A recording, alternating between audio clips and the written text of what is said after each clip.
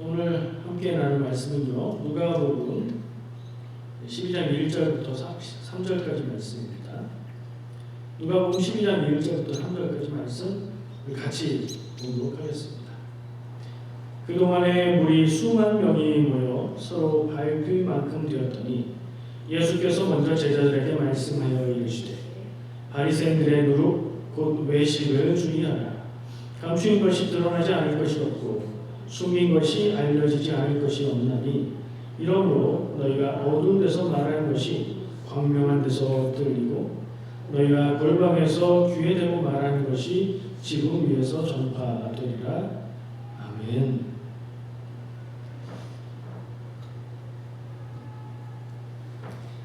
저 어머니가 또 어렸을 때부터 하셨던 말씀, 마치 맥가이버처럼 할아버지 말씀이 막 나오는 것처럼 어머니가 늘 하셨던 말씀 가운데 하나예요. 그 말씀이 생각나요. 세상에 비밀은 없다.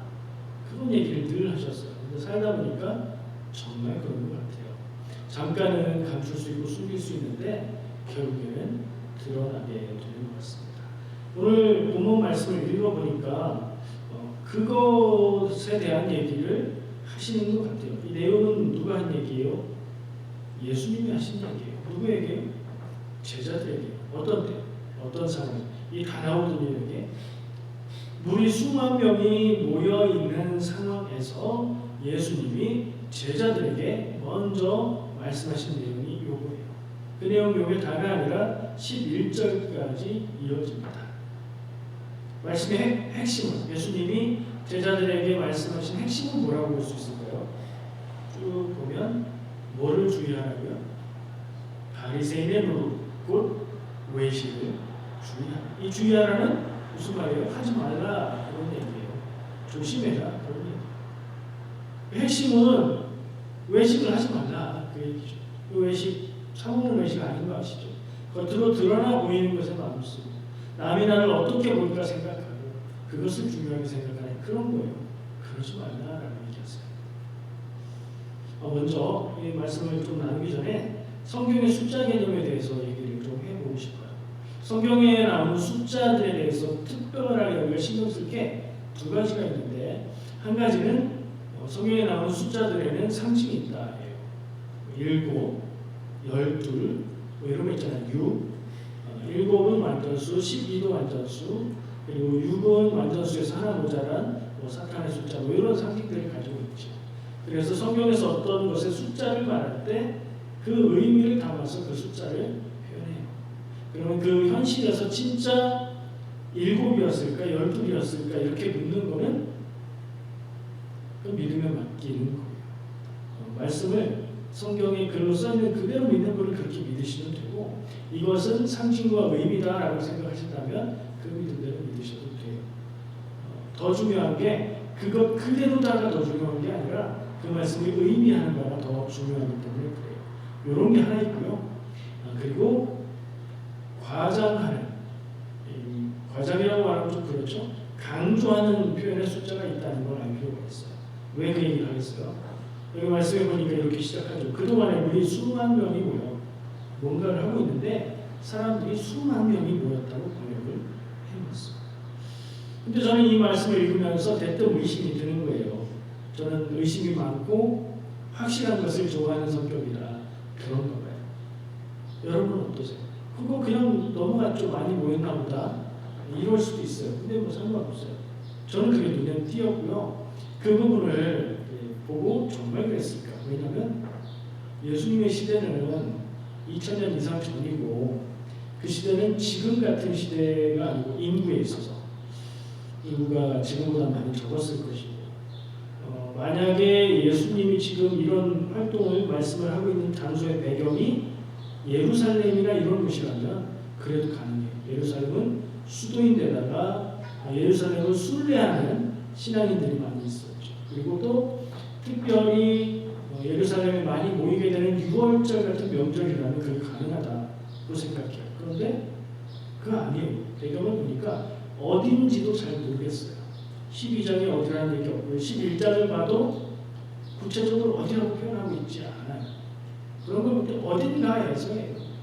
예수님께서 어딘가에서 말씀을 전하시려고 하는데 사람들이 수만 명이 모인 거예요. 그 동안에라고 표현한 걸 보니까 계속 모여들고 있는 거예요. 정말 수만 명이 모였을까? 최소로 생각해서 10,000명 모였을까? 여러분 10,000명 보신 적 있으세요? 10,000명이 한 자리에 모이면요, 엄청난, 정말 엄청난, 끝이 보이지 않아요. 모여있습니다.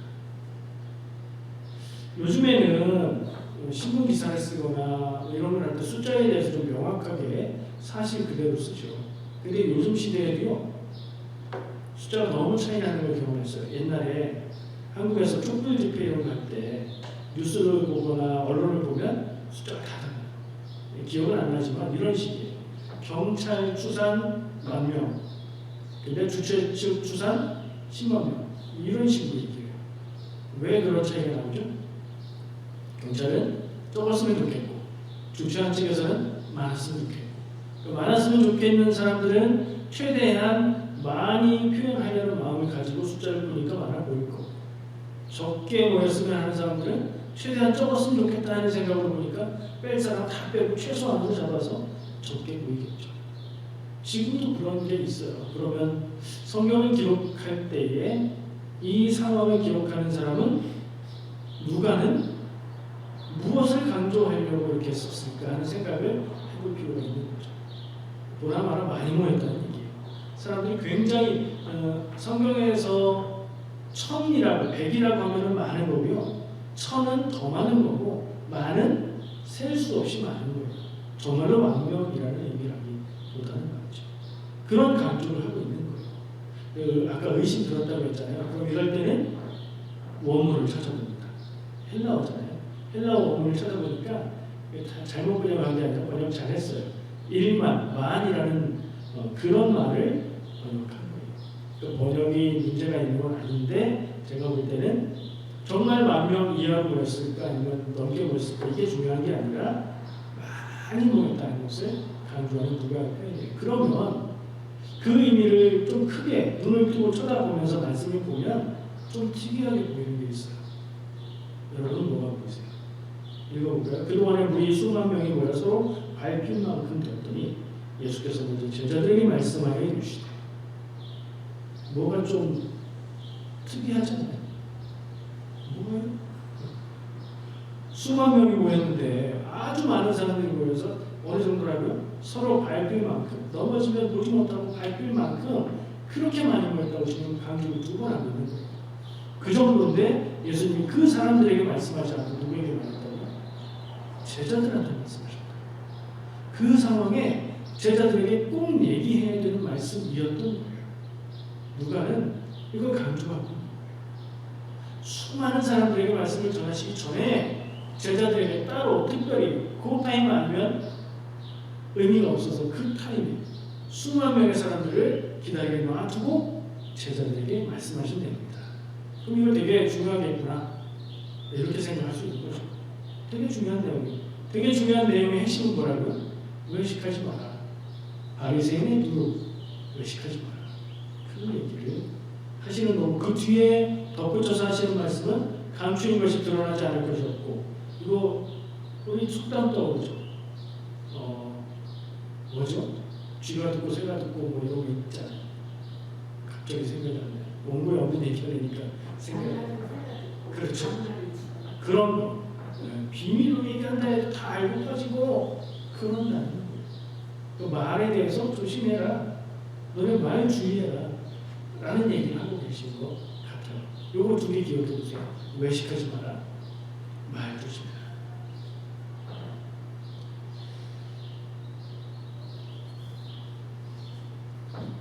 왜 예수님은 수많은 무리가 모였을 때 제자들에게 따로 이 말씀을 하셨을까? 이 관점이 제가 오늘 이 말씀을 보는 관점입니다. 그리고 그게 우리에게 의미가 있을까?까지도 생각해 볼게요. 아마도 제가 그 정도 생각을 하면서 말씀을 보면서 외식하지 마라 라고 얘기하시는 의미를 생각해 보니, 수많은 군중들이 모였을 때에 그 사람들을 이렇게 정리하고 뭐 이렇게 하는 일들을 누군가 해야 되겠죠. 우리도 행사하면 진행요원들이 자원봉사도 하고 하면서 진행을 하잖아요. 제자들이 그런 일을 하지 않았을까요? 근데 수만 명이 모이는 정도의 그런 모임에서 진행을 담당하고 있다면 어깨에 힘 좀 들어가겠죠. 예수님이 말씀을 전하시면 사람들이 감동하고요. 예수님이 말씀 한마디로 사람들이 병이 나고 귀신이 떠나가고 이런 모습을 보면서 저 예수님과 함께하는 우리는 우리도 대단하지 않겠어? 보통은 아니지. 이런 생각 할 수 있다는 그런 짐작이 저는 들었어요. 그런 인식이 드는 거예요. 만약에 그게 사실이라면 예수님은 제자들에게 많이 모인 사람들 앞에서 굳이 그때 제자들에게 의식하지 마라. 사람들이 높여준다고 그거 좋아하지 말고 사람들에게 내가 어떻게 보일지 그거 중요하게 생각하지 말아라 라고 말씀하시는 거죠. 예수님의 말씀은 마음을 잘 다스리고 말 함부로 하지 마라. 이런 얘기를 하고 계신 것처럼 저는 들렸습니다. 예수님이 주의하라고 하신 바리새인에도 그 외식은 무엇일까요? 대충 알겠죠? 제가 여러 번 지금 나누면서 여러 가지 얘기를 했는데 자세한 내용이 없으면 좀 이해하기가 어려운 때가 있어요. 너무 추상적이어서 내 마음대로 생각하면 오해하지 않을까 생각이 들죠. 근데 마태복음에 다행히도 마태복음에 구체적인 예를 예수님의 말씀으로 적어놓은 부분이 있어요. 거기도 바리새인들 얘기하시면서 예수님이 말씀하십니다. 마태복음 23장 5절에서 7절까지 말씀인데요. 제가 읽어드릴게요. 그들의 모든 행위를, 그들이 바리새인이요. 그들의 모든 행위를 사람에게 보이고자 하나니 곧 그 경문띠를 넓게 하여 호수를 길게 하고 잔치의 윗자리와 회당의 높은 자리와 시장에서 문안받는 것과 사람들에게 앞이라 칭함받는 것을 좋아하느니라. 이런 게 외식이다.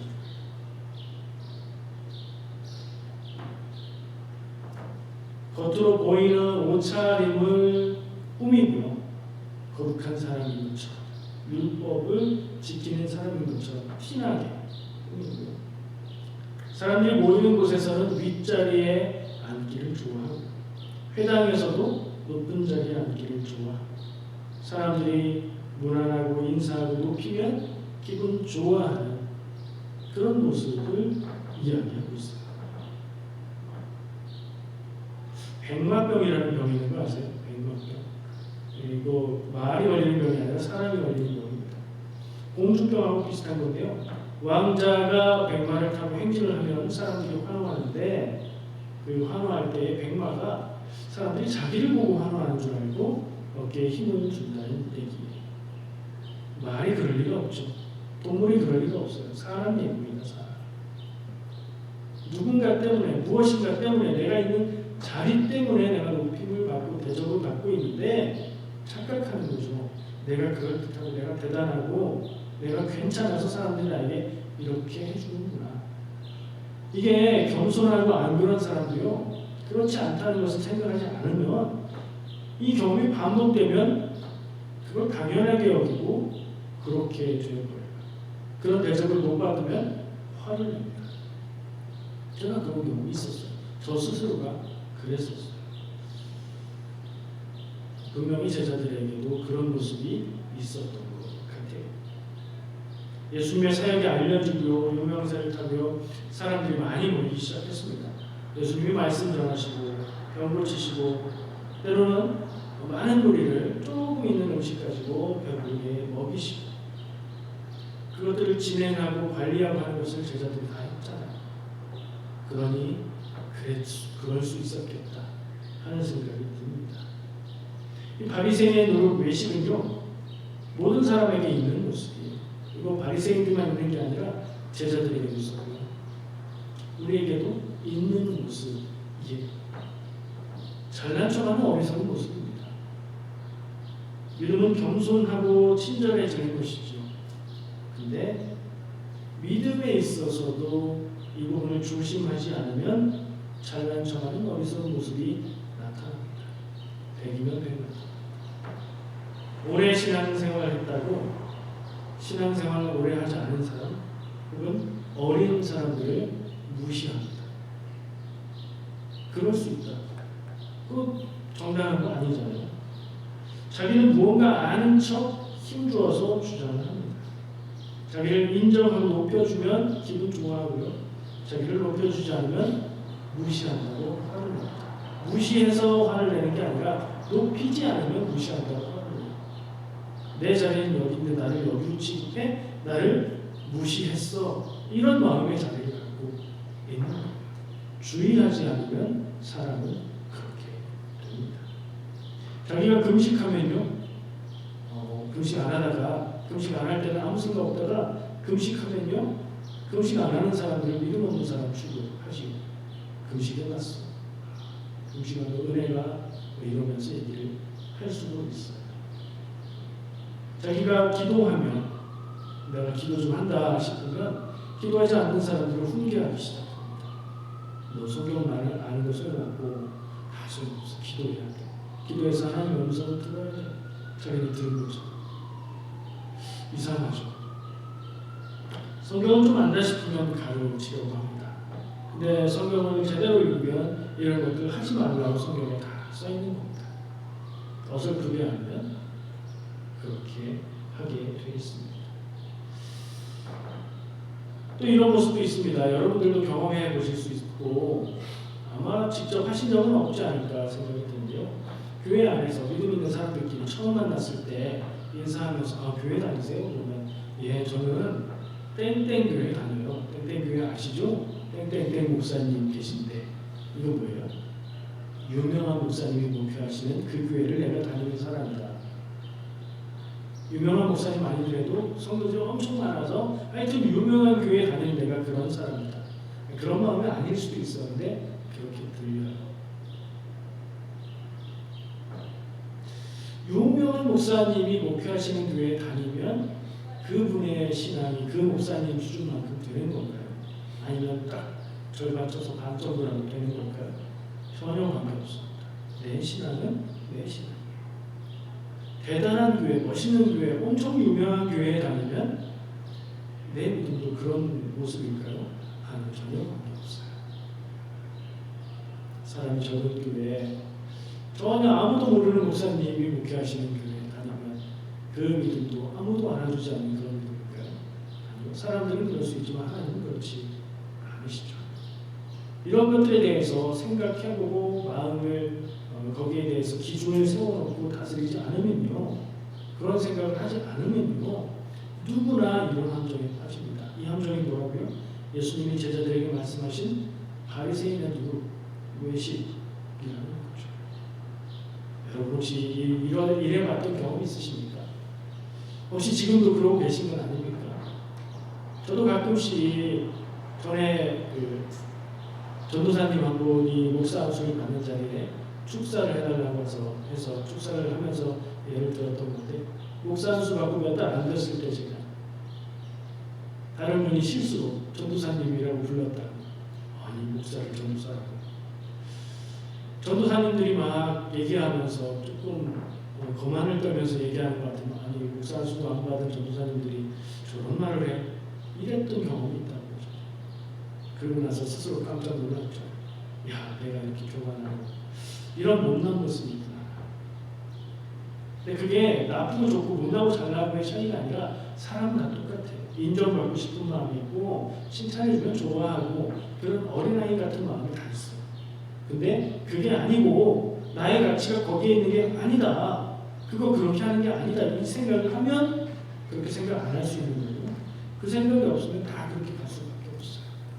그래서 예수님이 제자들에게 하필이면 그때 수만 명의 사람들이 모인 그 자리에서 그 사람들 기다리게 놔두고 먼저 제자들에게 그 얘기를 하신 거예요. 이 얘기는 꼭 해야 되겠다 생각하셨기 때문이죠.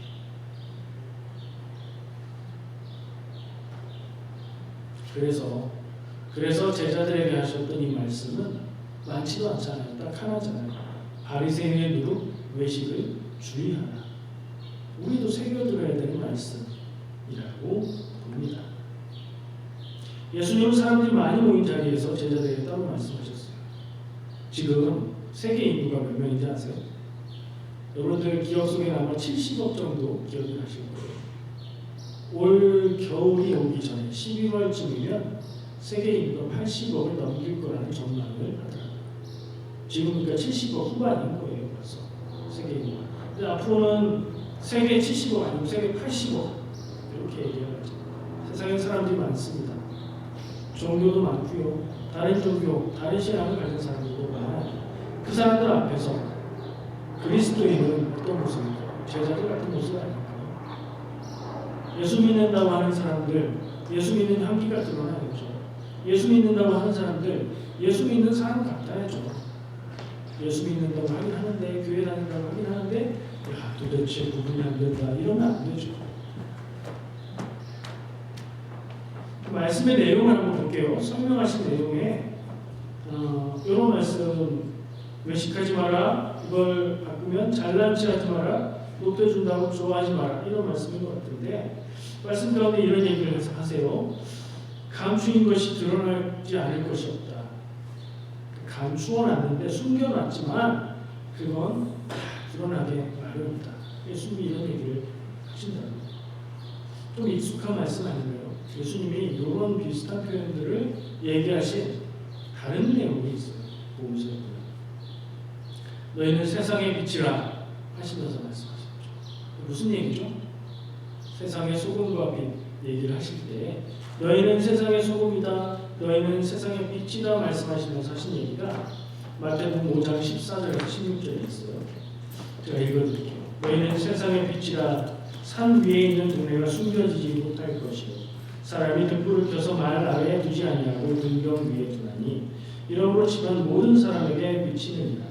이같이 너희 빛이 사람 앞에 비치게 하여 그들로 너희 착한 행실을 보고 하늘에 계신 너희 아버지께 영광을 돌리게 하라. 아멘. 같은 내용이죠.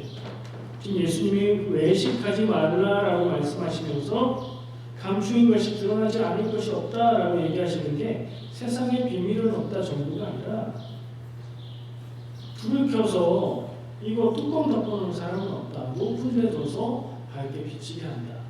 너희는 그런 빛이다. 무슨 얘기예요? 그리스도인들은, 예수님의 제자들은 세상 사람들에게 뻔히 다 보이는, 드러나는 사람들이라는 얘기예요.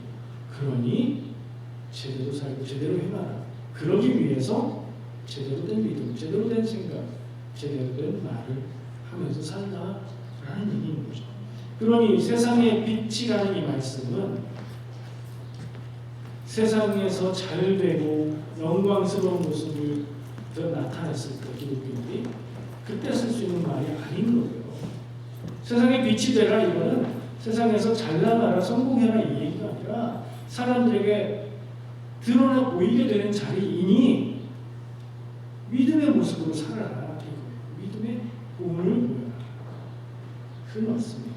근데 왜 우리는 세상의 빛이라는 말씀을 하나님께 영광 돌리며 하나님께 영광도 아니지만 잘 되고 성공하고 그러는 게 빛이다 이런 얘기를 하고 들었고 그런 생각을 가지고 있을까요? 사람들의 자연스러운 의식이기 때문이에요. 마음속에 그걸 원하기 때문에 원하는 것이 말씀에 나오는 것 같을 때 거기에 내가 원하는 것을 딱 갖다 대입해서 생각하기 때문이에요. 외식하지 말라는 예수님의 말씀은 착각하지 말라는 말일 수도 있어요. 사람들이 너를 칭찬하고 높인다고 네가 가치가 있는 것일까? 그런 거 아니다. 그건 어느 순간에라도 없어질 수 있는 것이다. 사람들이 너를 무시하고 가볍게 여긴다고 네가 가치가 없는 것인가? 아니야. 하나님은 너를 바라보실 때 하나님은 너를 귀한 사랑의 눈으로 바라보시는데 그게 너의 가치야. 착각하지 마라. 너의 눈으로 사람의 눈으로 스스로를 바라보면서 그걸 착각하지 마라 라고 말씀하시는 거예요. 그 말을 우리가 들으면 우리는 어떻게 마음을 먹고 살아가야 할까요? 늘 하나님 앞에서 살아가야 합니다. 어떤 자리에 있더라도 어떤 대접을 받더라도 스스로의 모습을 알고 겸손해야 합니다. 그래서 교만하지 않아야 됩니다. 그리고 반대로 겸손해야 되겠다 생각한다고 해서 나는 낮고 나는 아무것도 아니고 나는 죄인이고 이렇게 비천하게만 생각할 것도 아닙니다. 늘 제가 말하는 그리스도인의 정체성은요 겸손하고 당당한 것입니다. 교만하지 않고 겸손한 것이고요. 사람들 앞에서 그누가 높여주지 않아도 하나님이 나를 사랑하시기 때문에 존귀하게 여기고 당당한 겁니다.